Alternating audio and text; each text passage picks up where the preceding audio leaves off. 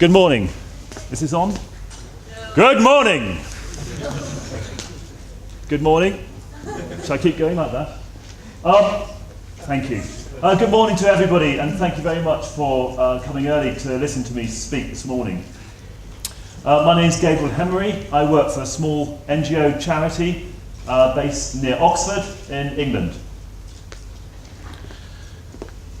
So I'm talking today about recovering Britain's wood culture.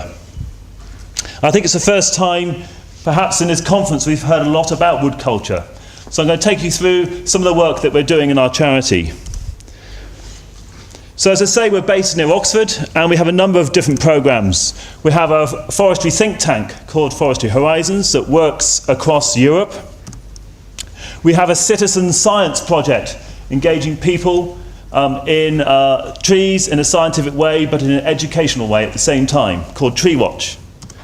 We have a project called My Forest, which I'll talk about during the talk, and a project called One Oak. So this morning I'm going to talk briefly, very briefly, about Britain and its tree resources, to get into wood culture and some of the issues that we face in Britain, and I think across a lot of the developed world, to talk about some of the work of the Silva Foundation and its initiatives, and some final thoughts. So firstly, Britain.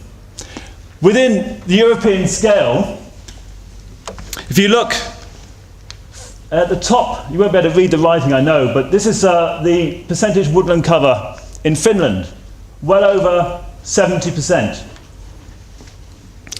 Compare that for Britain, we're right down here at 12%. In the last 90 years, we've had a massive afforestation programme that's taken us from 4% woodland cover back up to 12%. Nevertheless, we're the second least wooded country in Europe. The smaller ones underneath, if you wonder about my statistics, are not really countries. They're small principalities like Jersey and Malta and so on. So we don't have many trees, basically, compared to many other countries in Europe. So it's maybe no surprise that timber is Britain's 6th biggest import. Of everything we import, and it's a lot of things that we do import, timber is our 6th biggest import. Ignoring the softwoods, hardwoods alone, 1 million tonnes a year. 1 million tonnes of hardwoods. So looking onto the wood culture side of things, there are issues around woodland ownership. And first of all, we're pretty sure that around 2/3 of our woodlands do not have a management plan. And that is likely to mean that many of those are neglected or moribund. They're not being managed effectively. You put that together with the fact that the vast majority of our woodlands in England are in private ownership. So we have a very low state ownership compared to the rest of Europe even. And we're pretty sure there's 63,000 woodland owners. So put all this together, not many woodlands being managed, a lot of them in private hands, and a lot of private owners. So it may be no surprise, given that we don't have many trees and we're not managing our woodlands very well, that we're importing a lot of timber. You might think it's a no-brainer. And then you move on to the general public, who could of course be woodland owners as well, don't forget. Think about the term forestry, and where we are today. We've had fantastic environmental damage due to some of the afforestation programs. We made a lot of mistakes. Yes, we increased our woodland cover, but at a big cost for the environment. A lot of plantations with exotic species. And at the time, we didn't have the environmental awareness that we now have. We didn't have the landscape and the social awareness that we now have. So forestry is tainted with some of the mistakes we've made over the last 90 years. And there's a view from the public that we exploit our woodlands, that they're not natural. And of course, people think about tropical deforestation. So when we talk about forestry, it tends to be, if a forester, the first thing they say to you, so you cut down trees then? I don't think anyone's ever said to me, oh, you plant trees then. Never. So forestry is, in a cultural sense, seems to be associated with the bad rather than the good in general society.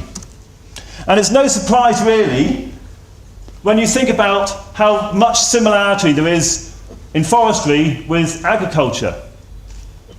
This, in case you didn't know, is a lamb. So in England, I don't know how it is in your countries, but it's very popular to visit farms in the spring season to see the lambs being born, and they're very cute in the fields, and they're bouncing and springing around. And everyone says, oh, aren't they lovely? Beautiful. And they are. Next week, though, they might have roast lamb, lamb kebab, lamb burgers for their dinners. There's no exaggeration. But there's no connection between the two. They don't see the bit in the middle, the slaughter of the lamb. But they're quite happy to love the lamb when it's bouncing in the field, and they're quite happy to enjoy their food. So when you move that to trees, in the same analogy, a beautiful tree. It's one we can hug, we can love, we can get passionate about. And we also love what comes from the tree, the wood, which is why we're here today, all of us. But it's the same issue. The bit in the middle, they don't like. The difference is, from the lamb example, is that they hear the chainsaw. They see the tree coming down in the woodland. That's the trouble we have in forestry. It's very visible. The impact on the landscape, the noise in the forest, the trucks carrying the logs out of the forest. So even though people love trees and they love wood, they see the bit in the middle, and it's very difficult for them to comprehend. And on top of all of that, we have what this author, Richard Louv, an American author, very nicely defined as nature deficit disorder. Is the fact that people in modern society are very removed from the natural world. They do not connect with it, they do not understand how it operates. So when we talk about sustainable forestry, what does that mean? So I've already talked about forestry in the perception of the general public, but in terms of sustainable, yes, we have a fantastic, very precise, UN-approved definition of sustainable forestry. But this won't and doesn't work with the public. Because at the end of the day, what they say to you, I hear you're cutting down a tree and it's quite old. This is 2.5, 3 times my lifetime. How can that be sustainable? I don't understand. What's forestry about? This is not good. And all they're fed in terms of their messages are the beauty of woodlands. And this is a classic English woodland, a beech woodland with bluebells. The NGOs celebrate the biodiversity, butterflies. There's lots of way-marked signs and cycle rides for them to enjoy the forest. Sometimes it's quite clinical. This is a boardwalk through a forest. And it's all signposted. They're very cosseted. They're protected and not perhaps exposed to the full forest experience. And the NGOs are very lazy. They've picked the lowest fruit. It's all about tree planting. Let's have a plant a tree day this year and get lots of people to come along. Fantastic. Fantastic. But it's only one part of the story. It's the nice, easy, cuddly part. You don't see this very often. Yeah? Maybe we should. Maybe we should be brave enough to do this, to get the public to realise the importance of management. But it's not an easy sell, and you won't get the average NGO telling the story. Yet, wood is everywhere in our lives. And you say to people, you have a conversation, how much wood is in your life? And they say, what do you mean? Well, think about your home. Do you have wooden floors? Oh, yeah, I do. Do you have wooden doors, floors, ceilings, and kitchen cabinets? Oh, yes, I do. Do you have furniture? Oh, yes. But they've never thought about where that wood comes from. And then you start to challenge them. Oh, I suppose it came from a forest somewhere. Yes, I accept that. But which forest? Oh, I don't know. And they're quite happy we chop down someone else's forest. Oh, yes, but not our own. So these are the difficulties we face. So in the Silver Foundation, we're trying to tackle these issues. So I just wanted to give you 2 very brief examples. Firstly, on the forest management side of things, we work a lot with woodland owners to encourage sustainable forest management. We created a website called My Forest. And the basic idea, there's a number of ideas. One is, first of all, to support woodland owners in mapping their woodlands So we've created a Google map-based site, and you can see here is a typical woodland, and we've drawn a polygon around that woodland from the aerial photography. So we created a free online GIS system for woodland owners, so they don't have to pay thousands of dollars to buy bespoke software. They can do it all for free. They can map their woodlands, they can map all the units within it, all the management units. And it's quite new, but so far we have around 400 woodland owners and about 9,000 hectares signed up. Our ambition is obviously to hit those 63,000 woodland owners, but it's a big ambition. And so far, these are the woodlands that have been mapped across Britain. The second aim is to encourage woodland owners to think about management. And don't forget, having a management plan might mean that you make a conscious decision to do nothing in your woodland. You remember that figure I told you of the 2/3 of woodlands not having a management plan? Well, it would be great if all woodland owners had a management plan, even if they didn't do anything afterwards. But they've made a conscious decision that they won't do anything, because that's the best thing for their woodland, or it's the best thing for their interest. But that's a big difference, and a very important difference. And out of this Google Map-based website, when they've completed their mapping and looked at the species, they press a button and out comes a PDF management plan, which is approved by our state forest service, and they can get a grant for producing that plan. And very excitingly, I think, for this project, but also for the Silver Foundation, is the fact that this will be supported in the likely reform of the EU agricultural policy, where that anyone who wants an incentive payment will have to have a management plan to receive that payment, which is very important, very good news.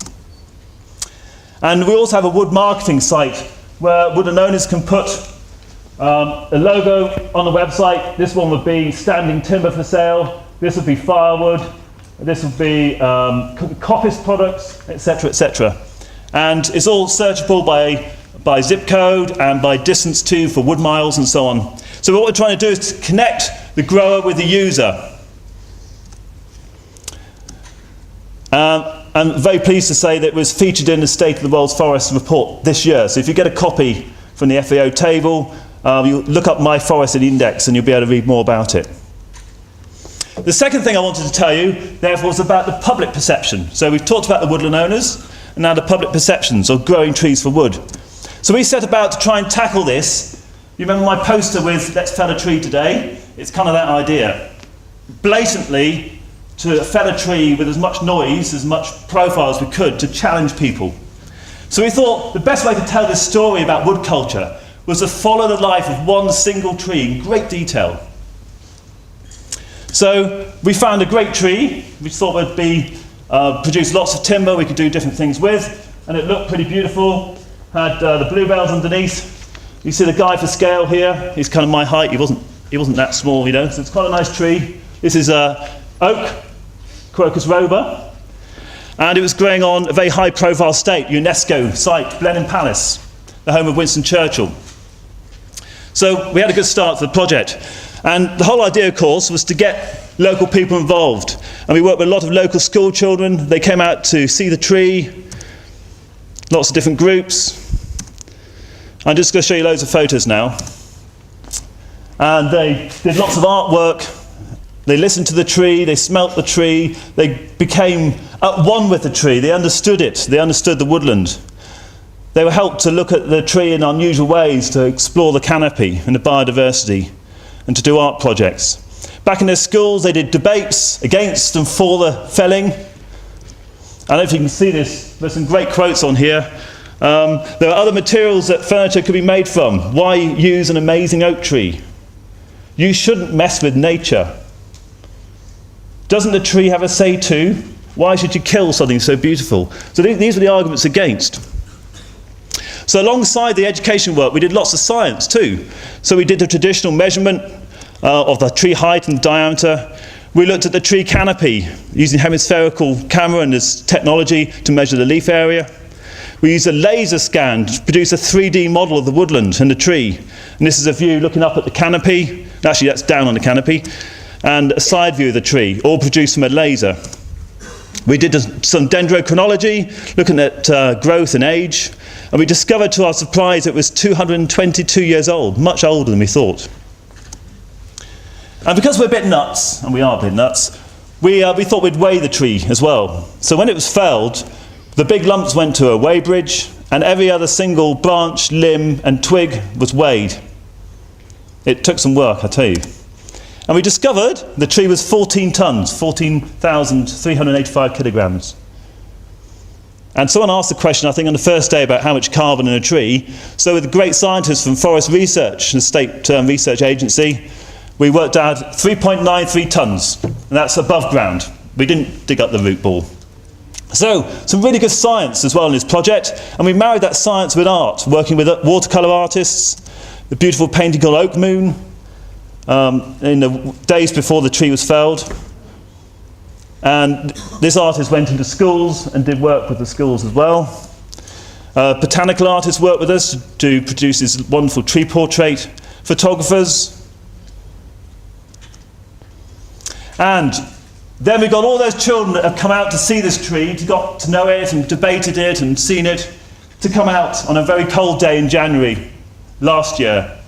And these are some of the children giving a tree a hug because they know it's going to be cut down. And it was snowing, and it was very, very cold. And they stood there and watched this tree come down. We had 450 people in the woodland, and believe me, in health and safety in Britain, that's some achievement. And they watched it being felled, and we filmed it and everything else. And these are some of the guys that were there that day. So the tree was removed, taken to a local sawmill, sawn up in planks. We had students from local colleges coming to see that.